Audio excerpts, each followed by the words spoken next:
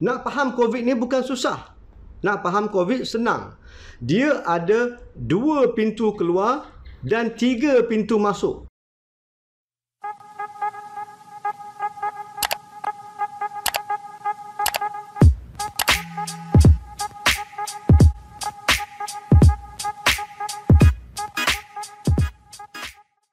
Kita hari ini dapat COVID daripada orang yang paling kita sayang dan percayai. Mak bapak hari ini di ICU dapat COVID daripada anak-anak mereka sendiri.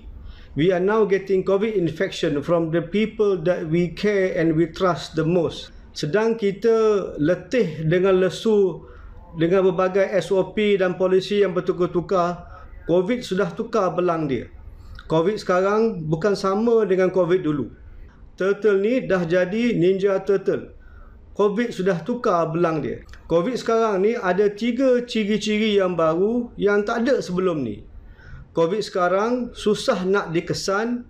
Yang kedua, sangat ganas dengan kadar infeksi dia. Dan yang ketiga, lagi mudah berebak daripada mutasi ataupun varian yang sebelum ini. COVID sekarang dah jadi macam Ninja Turtle pakai topeng.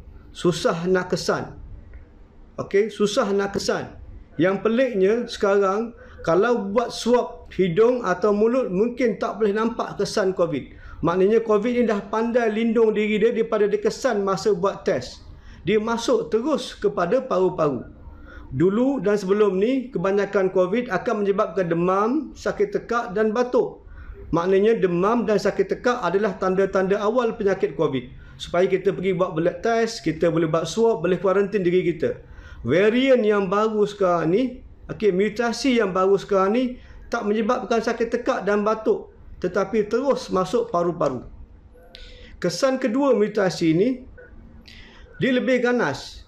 Mutasi sekarang dah jadi macam Ninja Turtle bawa 2 pedang samurai.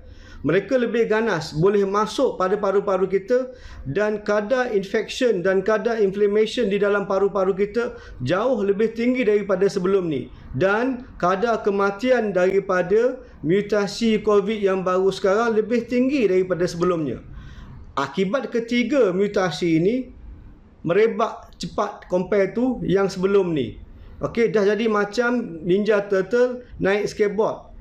Kebarangkalian jangkitan kuman COVID sekarang lebih tinggi daripada sebelum-sebelum ni. Kita kena faham dalam video ni, saya akan jelaskan secara simple tetapi secara mendalam supaya mudah kita amalkan SOP yang baru yang kita perlu tingkatkan. Nak faham COVID ni bukan susah. Nak faham COVID senang. Dia ada 2 pintu keluar dan 3 pintu masuk. Senang je. 2 pintu keluar, 3 pintu masuk.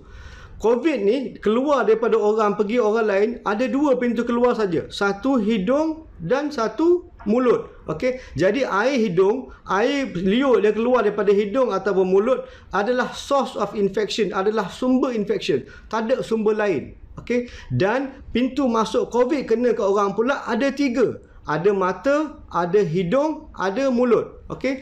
Jadi kita describe, kita tengok macam mana dia boleh pergi. Okey. Cara pertama infection COVID ni boleh kena bila keluar, okey, daripada pintu keluar kita, daripada hidung, daripada mulut, keluar air liur, kena dekat tangan kita.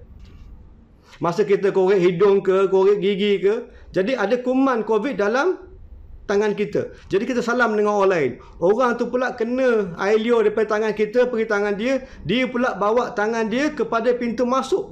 Okey, apa dia pintu masuk tadi? 3, mata, hidung dan mulut. Jadi kalau pegang mata atau hidung atau mulut, jangkitan kuman daripada orang tu yang ada kat tangan kita boleh masuk ke badan kita melalui 3 pintu masuk tadi. Okey, yang kemudian air liur. Air liur tu pula kalau tak pergi objek, tak pergi tangan atau tak pergi pintu, dia boleh terus keluar daripada hidung kita atau mulut kita masuk dekat pintu masuk orang lain. Yang tu direct transmission. Dia ada 2 benda nama dia. Ada satu air liur yang besar yang kita nampak. Ini mode yang paling common. Cara yang paling common untuk kena jangkitan kuman COVID. Air liur besar kita panggil droplet. Yang kedua pula air liur yang kecil yang aerosol macam saya bincang hari tu. Air liur keluar daripada hidung kita, keluar daripada mulut kita, terutamanya bila kita buat benda-benda ni. Contohnya kita batuk, contohnya kita bersin, contohnya kita cakap kuat-kuat, ataupun kita menyanyi, ataupun kita menjerit, okey, dan bila apa kita makan. Ada banyak COVID cluster yang berlaku dekat church, for example, bila orang menyanyi dekat choir, okey. Ada banyak cluster COVID di restoran. Sebab tu tak dibenarkan makan di restoran. Sebab di restoran kita buka mask, kita makan, kita bercakap. Jadi banyak keluar droplet dan kadang-kadang mungkin keluar aerosol yang boleh menaikkan jangkitan kuman COVID pada orang-orang lain. Sekarang saya nak tunjuk video macam mana mekanisme dia bila kita batuk, kita bersin, konsep droplet dengan aerosol tu. Okey, sekarang kita boleh tengok. Engkau tengok mamat ni bersin kuat. Bila mamat ni bersin kuat, banyak keluar air liur. Banyak air liur yang terbang, betul tak? Sekarang ni nampak air liur yang terbang tu yang besar. Yang ni panggil droplet. Dia tahan dekat udara dekat 1.5 meter je. Lepas 1.5 meter dia akan jatuh ke bawah. Okey, sebab tu kita distance 1.5 meters. Tetapi dalam masa yang sama, tengok video tu. Selain daripada droplet air liur besar, ada banyak air liur yang kecil-kecil. Air liur yang kecil-kecilnya nama dia aerosol. Dia akan tahan di udara. Dia akan terbang dekat udara beberapa minit sampai berpuluh-puluh minit pun ada. Terpulang dengan kadar situasi perkitaran udara dalam masa tu. Bukan setakat batuk dan bersin saja. Sekarang kita cuba tengok. Mamat ni cakap kuat-kuat. Dia cakap jerit-jerit antara sama satu tak pakai mask. Bila cakap kuat-kuat pun, bila jerit kuat-kuat pun, banyak juga keluar air liur yang besar. Yang tu kita nampak kan.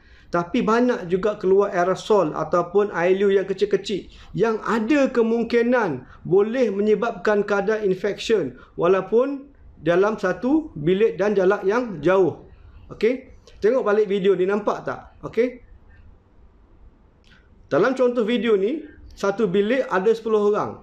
Salah satu orang tu batuk. Okey, dia batuk kuat, tak pakai mask, dia batuk kuat. Lepas dia batuk, ada banyak keluar. Okey, yang warna hijau dan warna kuning adalah air liur yang besar. Air liur yang besar tu tak pergi jauh. Dia pergi 1 meter, 1.5 meter, lepas tu dia jauh. Dia jatuh. Betul tak? Yang merah-merah ni, yang kita panggil dia aerosol. Yang kita panggil dia air liur yang makroskopik. Dia boleh tahan di udara beberapa minit. Sampai 5, 10, 20 minit pun ada.